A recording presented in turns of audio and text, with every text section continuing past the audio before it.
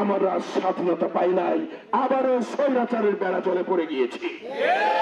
এই স্বৈরাচার মুক্ত করার জন্য আগামী ইলেকশনে মুফতি আমিনুল ইসলামের হাত পাখাকে আমরা দৌলতপুর থেকে বিজয় করবো ইনশাআল্লাহ।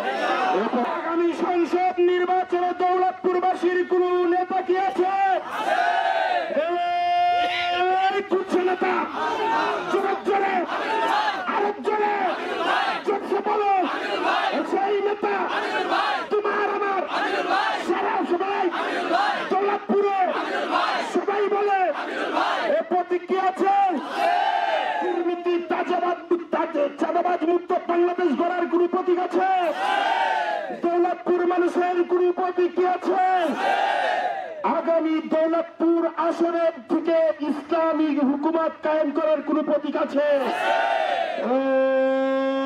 কিছু প্রতীক জোরে জোরে আমিনুল ভাইয়ের সবার মুখে দৌলতপুরে সবাই বলে জোরে জোরে আরেক জোরে সম্মানিত।